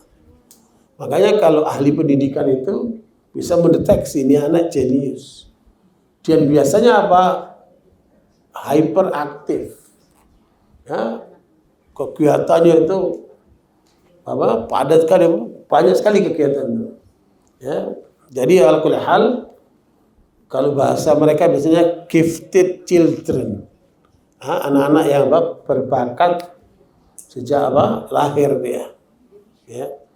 Nah, alkulli hal, barakallahu ibu sekalian, itu makanya apa namanya? kemampuan kita ini harus terus dieksplorasi. Ya. Kemudian kalau diarahkan dengan agama ini, kecerdasan itu akan apa? Semakin meningkat. Hasil penelitian di Jepang, di sana juga orang pintar itu dikit, Ibu. Ya, begitulah negara-negara maju itu. Saya mengalami waktu di Australia. Jadi di sana itu orang pintar, itu dia nggak pintar sendirian. Saya lihat di perusahaan itu yang pintar satu, tapi dia bikin sistem supaya pintar semuanya. Di kita satu yang pintar bodohin banyak orang. Koruptor-koruptor itu pintar semua itu, dia ambil itu duitnya negara itu kan. Ya.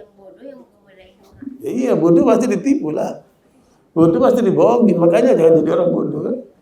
Karena saya akan dibohongin terus ya. Nah, makanya kecerdasan itu kalau diarahkan dengan wahyu itu kecerdasannya semakin meningkat ya. Nah, di Jepang itu ditemukan orang-orang yang biasa, tapi karena tekun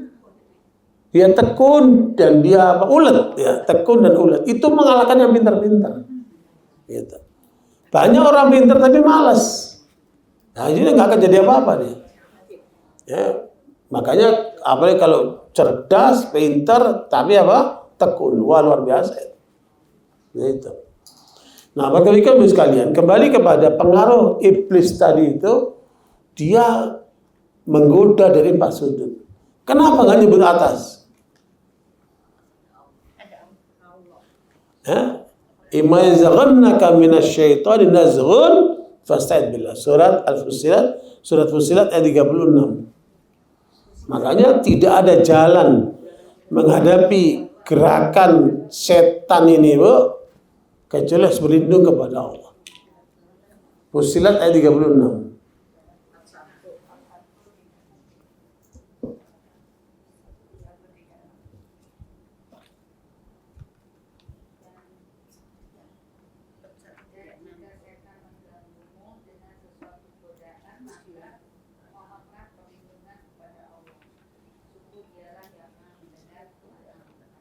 Dia nggak punya akses, Bu. Kalau orang itu sudah berlindung kepada Allah, setan jin ini setan jin ya, bukan setan manusia ya. Setan jin itu dia nggak punya akses kalau orang udah berlindung kepada Allah. Makanya a'udzubillahi minasyaitonir rajim, berlindung kepada Allah, dia nggak punya akses. Sebanyak apapun mereka, sekuat apapun mereka, ya. A'udzubillahi minasyaitonir rajim itu dia nggak punya akses sama sekali.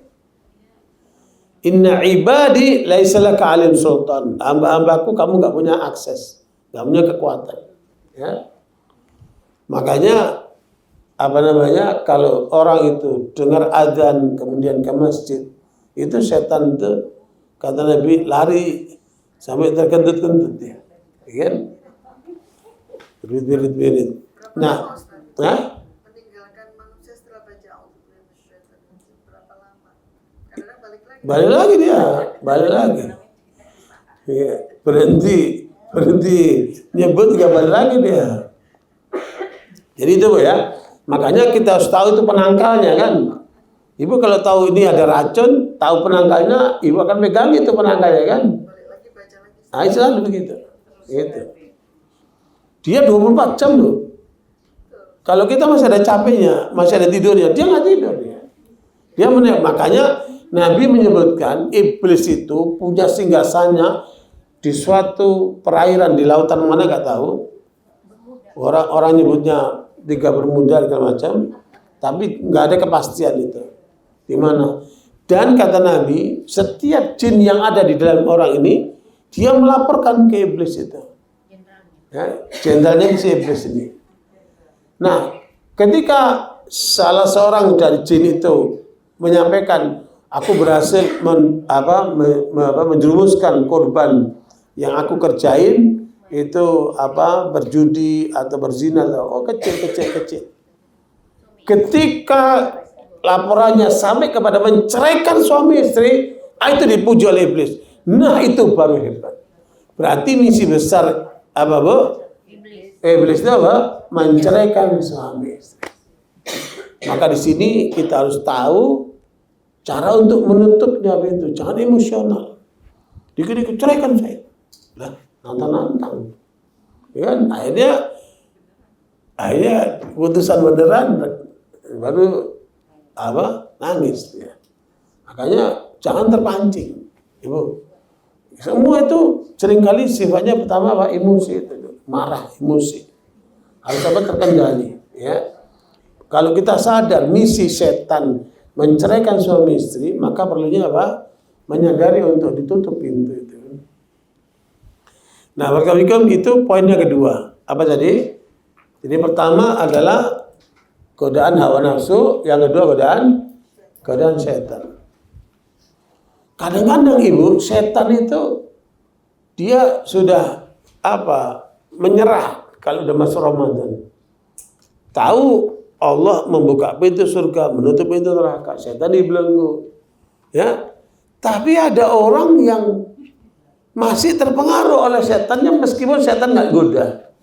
Seperti kuda, dia dibawain beban dari titik A ke titik B, kan? Dia udah biasa titik A titik B. Meskipun orang yang membebani itu udah nggak ada, dia udah tahu, dia jalan sendiri deh. Tidak jarang seperti itu orang di Ramadan ini. Jadi setannya nggak goda, tapi dia udah otomatis terbiasa dia. Ini harus kita sadari supaya kita tutup pintunya. Ini kedua nih, godaan godaan setan. Yang ketiga, godaan pergaulan, sahib, kawan, ya, Surat Az-Zukhruf ayat 67. Ya, al-khila'u ba'dhum li ba'din adu illal muttaqin.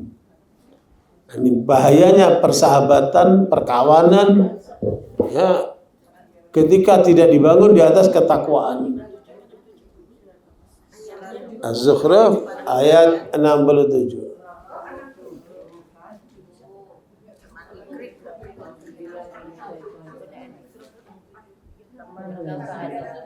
Teman-teman karib pada hari itu saling bermusuhan satu sama lain, kecuali mereka yang bertakwa.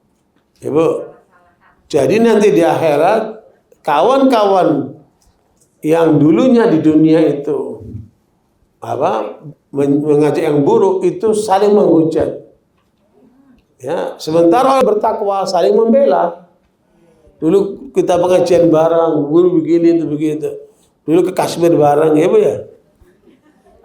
Atau dulu umrah bareng, itu semua akan menjadi bukti. Ya, persahabatan itu akan bernilai apabila dibangun atas hubungan karena Allah. Ya, makanya dalam riwayat Bukhari dan Muslim kan ada 7 manusia yang akan mendapat perlindungan pada hari tidak ada perlindungan. Ya, sementara matahari itu hanya tinggal 3 mil. Ya, 3 mil kepala kita itu. Sekarang matahari ini perjalanan cahaya panjang tahun itu kan, begitu jauhnya itu. Tapi nanti di akhirat matahari itu akan dekat dengan manusia. Begitu panasnya sehingga manusia akan menderita oleh panasnya matahari itu, dan peluh itu akan membanjiri mereka itu. Ya. Nah, pada hari itu ada 7 orang yang akan dapat perlindungan. Siapa aja itu, Ibu? Pertama, pemimpin yang adil, imamun adil. Ya, Bu. Pertama, pemimpin adil. Yang kedua, wasyabun nasya'a fi ibadatillah. Anak muda yang tumbuh dalam ibadah kepada Allah. Itu akan dapat perlindungan di akhirat. Makanya kalau anak-anak kita mulai kecil dibiasakan ya dalam beribadah kepada Allah, itu akan tumbuh jenis anak yang kedua ini. Jadi anak muda yang tumbuh dalam ibadah kepada Allah. Dan saya peringatkan ibu-ibu, ada kejadian di Surabaya. Bapak ibunya doktor sebagai dosen, bapaknya itu profesor. anaknya dari SMP sampai SMA itu sholat berjamaah di masjid. Ketika anak itu kuliah, diterima di Jakarta di salah satu perguruan tinggi negeri, kemudian sudah jauh dari kontrol bapak ibunya, ya, masih liburan pulang, masih kelihatan udah mulai malas sholatnya, ya, masih diingatkan terus sama ibunya. Pulang berikutnya, pada liburan berikutnya, dia sudah tidak mau sholat lagi. Dan dia mengatakan sama ibunya, saya sudah nggak yakin dengan Islam. Saya nggak mau sholat lagi. Ya, sampai selidik ternyata anak ini ketika kuliahnya bergaul dengan kelompok kiri. Jadi anak ini jadi ateis. Padahal tadinya apa? Rajin sholat berjamaah. Lingkungan orang tuanya. Makanya hati-hati. Ya. Ya, dan saya menemukan sendiri ibu yang bercadar datang ke rumah saya hadirkan kawan-kawan ahli kristologi dan mantan pendeta untuk melihat fenomena ini. Ya, ibu ini ketika saya minta ngomong, apa coba ibu ceritain kenapa kok sampai anaknya berjilbab kok murtad? Ya, di kampus negeri juga. Ketika ibu ini nggak bisa ngomong, akhirnya kita ruqyah di rumah saya itu dari mulai jam 4 sore sampai jam 8 malam. Geger itu di rumah kita itu, pakai cadar. Ternyata dia dikerjain juga sama si pihak yang memurtadkan putrinya. Pakai jin, ya, dikirim pakai jin, luar biasa. Dan akhirnya dimonitor lah sama kawan-kawan itu, ya, bagaimana prosesnya ini anak ini sampai sekarang bisa, karena saya nggak tahu perkembangannya itu, ya, itu wanita berjilbab, ya, ibunya pakai cadar, tapi akhirnya apa? Murtad itu putrinya, ya, ketika masuk perguruan tinggi. Artinya di sini juga riskan, ini harus ada pengontrolan dari orang tua, jangan anak dilepaskan gitu saja, gitu Bu. Nah, hal makanya pergaulan ini banyak kan yang kalau kita lihat ya, orang-orang yang terkena narkoba itu banyak kan dari mana? Dari kawannya. Ya? Pergaulan itu harus kita perhatikan. Ya. Kata Nabi, al-mar'u ala dini khalilih falyandur man yukhalilu. Seseorang agamanya tergantung kawannya, maka harus dilihat siapa kawannya itu. Ya, makanya pasangan suami istri sebelum menikah itu kan yang dicari yang mana? Yang kuat agamanya, supaya apa? Jangan sampai dia terpengaruh oleh pasangan yang yang tidak kuat agamanya. Ya, saya menemukan ada ibu-ibu, kalau kita lihat secara materi luar biasa, rumahnya mewah, mobilnya banyak, tapi ibu ini menderita yang luar biasa. Saya sampai diskusi sama ibu ini, ibu punya masalah. Iya Ustaz, suami saya selalu ngajak saya makan haram di restoran Korea, di restoran Jepang, di depan kawan-kawan. Ya, saya dicaci maki di depan kawan-kawan. Dan ibu ini tertekan jiwa. Ya. Mendingan ibu-ibu kontrak rumah daripada dapat lagi kayak gini. Ya. Tapi benar gitu loh. Ibu ini tertekan yang luar biasa. Na'udzubillah min dzalik. Ya, makanya itu jenis belenggu dunia apa tadi? Yang ke-8 tadi kan. Ya, karena tertekan oleh oleh orang lain. Nah, pasangan itu bisa suami, bisa kawan, bisa apa kan? Makanya disinilah pentingnya kita perhatikan masalah agama itu. Bersahabat, perhatikan agamanya. Apalagi kalau orang itu punya kelebihan, mungkin dia berharta, mungkin dia punya kekuasaan. Nah, orang-orang yang mendekat itu biasanya banyak kepentingan kan.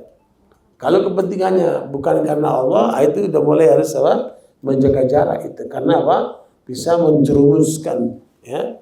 Na'udzubillah min dzalik. Oke Bu ya.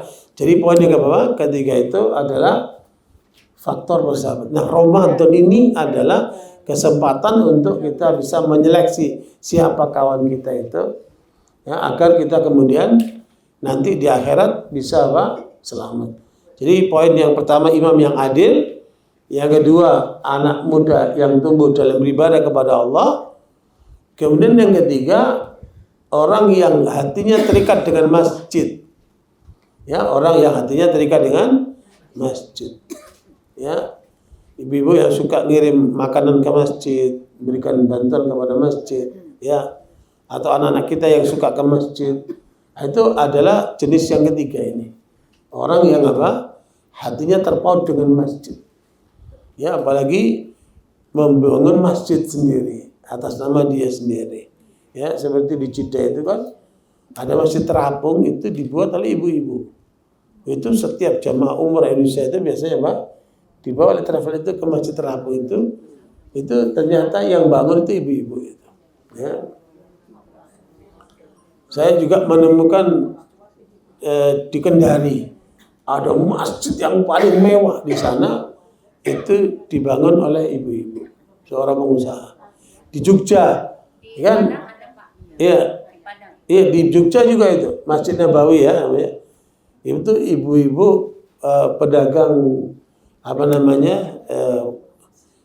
ayam terbesar di Indonesia. Setiap hari 13 juta, ya, potong setiap hari. Dulunya ibu ini ceritanya itu dagangnya cuma 1, 2, 3 biji, 5 biji lah. Pakai sepeda gitu. Waktu dia sholat zuhur di masjid, bahwa dagangan yang belum laku oleh pengurus masjidnya nggak boleh. Akhirnya ditaruh di sepedanya, dia sholat ke masjid, balik udah nggak ada dagangannya. Nangis dia. Disitulah dia berdoa, ya Allah, bukanlah pintu rezekiku dagang kau ini, Allah, aku ingin bikin masjid, ya, seperti Masjid Nabawi. Itu dia doa itu. Dan Allah kabulkan di tahun 96 atau apa. Sekarang udah bikin masjid di Jogja. Pokoknya paling bagus Jogja. Ya, masjid namanya Masjid Nabawi. Mirip dengan Masjid Nabawi. Gitu. Itu juga sudah menjadi destinasi kunjungan umat itu di tempat itu karena masjidnya mewah sekali. Ibu lihat di Google Map aja kan ketemu Masjid Nabawi di Jogja. Nah, begitulah seterusnya, ya. Jadi itu akan menjadi perlindungan nanti di akhirat. Ya, kemudian yang keempat Bu? Orang menyedekahkan dengan tangan kanan, tangan kirinya nggak tahu. Ya. Orang julun tasaddaqa bi yamini ma lam ta'lam shimalu. Ya. Suciwati itu namanya, Bu. Ibunya namanya itu Suciwati. Ya. Ya. Jadi itu yang keempat ya. Yang kelima, warajulun datu imratun datu, ya, datu malin wa jamal. Seorang laki-laki, ya, atau seorang perempuan yang diajak mesum, diajak selingkuh, dia menolak. Padahal yang ngajak itu cantik, kaya, atau dia ganteng, atau kaya, tapi dia menolak. Itu berarti orang terhormat ini kan. Tidak mudah jadi orang seperti itu kan. Apalagi di Jakarta ini godanya banyak banget. Ya. Itu harus ingatkan anak-anak kita itu supaya tidak terbawa ke arah itu. Ya, bergaulan bebas. Ini Jadi pasangan yang diajak selingkuh, dia menolak. Pacaran. Iya, 7 orang yang dapat perlindungan. Seorang yang diajak selingkuh tapi dia menolak karena takut sama Allah, gitu. Saya nggak mau hubungan kecuali dengan menikah, begitu dia sikapnya itu. Diajak bergaul, diajak pacaran, diajak selingkuh nggak mau dia, kan? Itu dia menghindari pelanggaran kepada Allah, gitu. Itu kelima ya. Yang keenam, nah ini tema kita itu. Yang keenam, 2 orang yang bersaudara karena Allah. 2 orang yang bersaudara karena Allah. Ya, bersaudara karena Allah. Bertemu karena Allah, berpisah karena Allah. Nah, itu akan mendapat perlindungan nanti di di akhirat. Bahkan ya ibu ketemu sama Bu Kania nih, ya bersahabat karena Allah, ya berpisah kan saya meninggal karena Allah, maka nanti di akhirat nanti ketemu di sana, gitu. Iya. Apa? Iya, kumpul tuh. Dan bahkan Nabi mengatakan tingkat surga tertinggi itu nanti di akhirat akan ditempati orang yang bersaudara karena Allah itu. Bahkan para nabi pun punya keinginan bisa mencapai itu. Saking tingginya itu tertinggi itu. Dari semua itu yang tertinggi itu persaudaraan karena Allah ini. Betul, saya pernah dengar karena nanti bisa kita kayak memberi kesaksian bahwa teman saya ini Oh iya.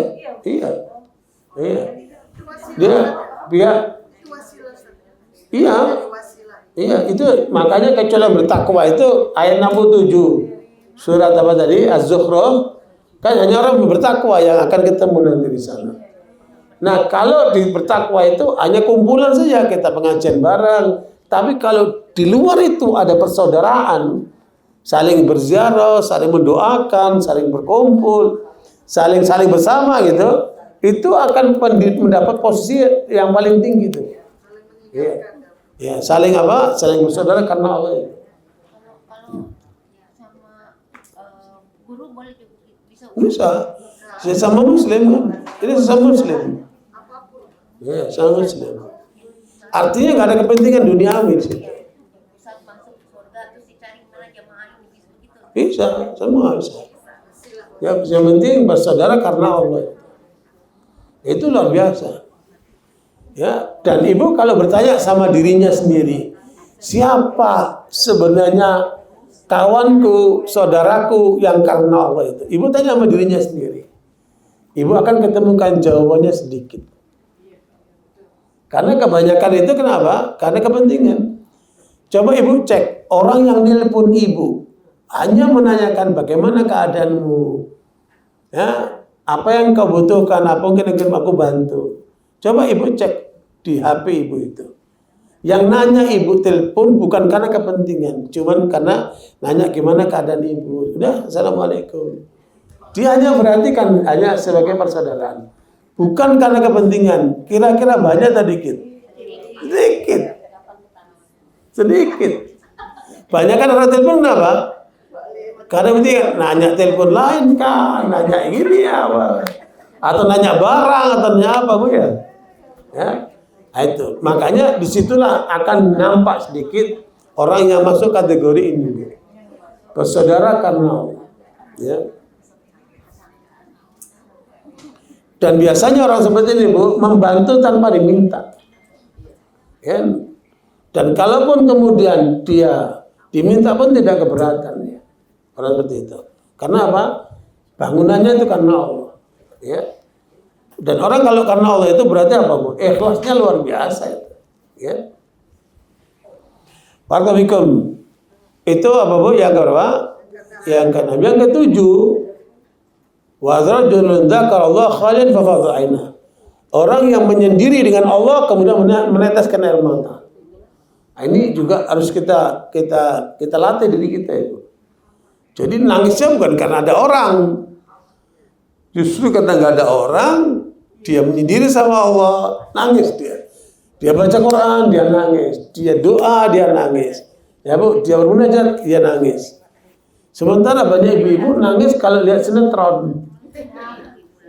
Kalau sinetron nangis, luar biasa itu. Ya. Nah, ini nangis karena Allah, gitu ibu. Oke bu ya. Jadi poin ketiga udah selesai ya. Jadi di antara mendudukkan jiwa kita itu untuk menyangkut masalah pergaulan persahabatan. Bagaimana dibangun karena Allah, ya. Nah, kemudian yang keempat ini faktor godaan dunia. Ya. Surat Al-Kahfi ayat 28.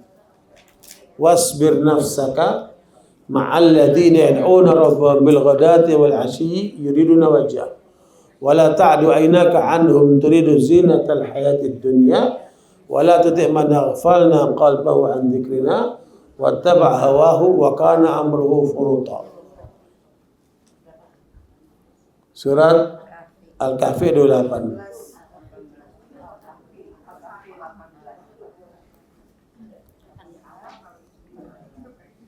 Dan bersabarlah engkau Muhammad bersama orang yang menyeru Tuhannya pada pagi dan siang hari dengan mengharap keridhaannya.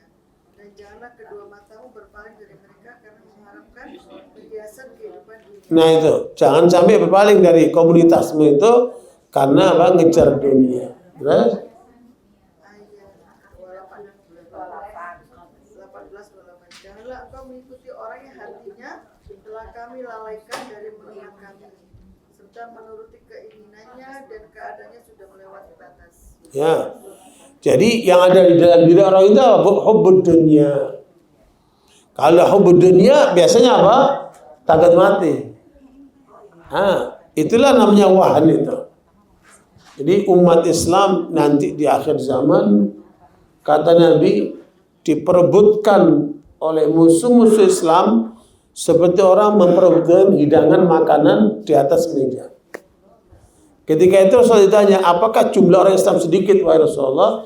Kata Nabi, tidak. Kalian banyak, tapi kalian seperti buih. Di saat itu musuh kalian sudah tidak lagi takut sama kalian, dan di dalam diri kalian kena penyakit. Apa itu? Namanya penyakit wahan. Wahan itu apa? Hubbud dunya wa karayatun. Dia kejar dunia tapi takut mati. Ya. Jadi artinya apa? Dunia nggak dipersiapkan untuk apa? Akhiratnya. Dia nggak digunakan dunianya untuk mendekatkan diri kepada Allah. Tapi dunianya hanya untuk foya-foya, untuk kesenangan sesaat. Seperti pada ayat yang ke-20 surat Al-Hadid. Wa'lamu annama al-hayatud dunya la'ibun wa lahu wa zinatun wa tafakhurun bainakum fil amwali wal aulad.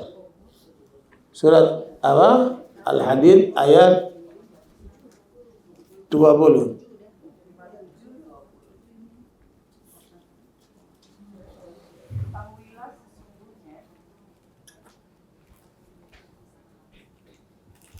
Ketahuilah, sesungguhnya kehidupan dunia itu hanyalah permainan dan sendaburuan,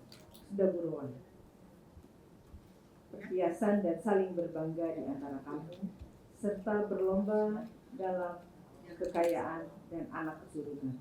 Seperti hujan yang tanam-tanamannya mengagumkan para petani. Kemudian tanaman itu menjadi kering dan kamu lihat warnanya kuning, kemudian menjadi hancur. Dan di akhirat nanti ada azab yang keras dan ampunan dari Allah serta keridhaannya. Dan kehidupan dunia tidak lain hanyalah kesenangan yang palsu. Ya, makanya jangan tertipu dengan yang palsu itu. Makanya Nabi ingatkan pada umatnya, mal faqru akhsha alaikum. Bukanlah kefakiran yang aku takutkan kepada kalian. Biasanya kalau orang fakir itu lebih dekat sama Allah. Tapi ketika dibuka pintu dunia, di situ dia banyak lalai. Bangun istana, bangun ini, bangun itu. Ya. Kata Nabi, bukan kefakiran aku takut kepada kalian, tetapi ketika kalian dibuka pintu dunia, kalian berebut sampai dunia itu menghancurkan kalian sebagaimana menghancurkan umat yang terdahulu.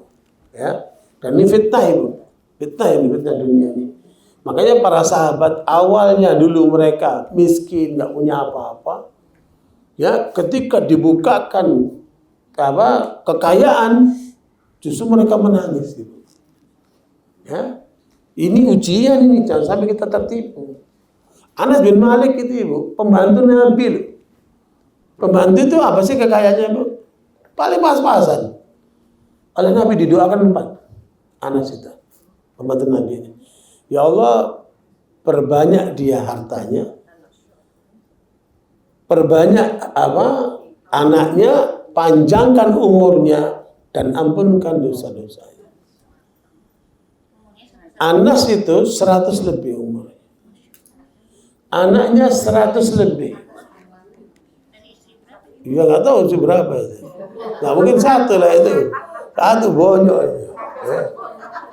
100 lebih. Kata Anas, saya menguburkan anak saya dengan tangan saya 100 orang. Karena umurnya dia panjang 100 lebih. Kemudian hartanya melimpah. Tapi dia tidak tertipu dengan kekayaan seperti itu. Ya, dan doanya keempat diampunkan sama mudah-mudahan Allah amunkan dosa-dosa. Itu karena doa Rasulullah.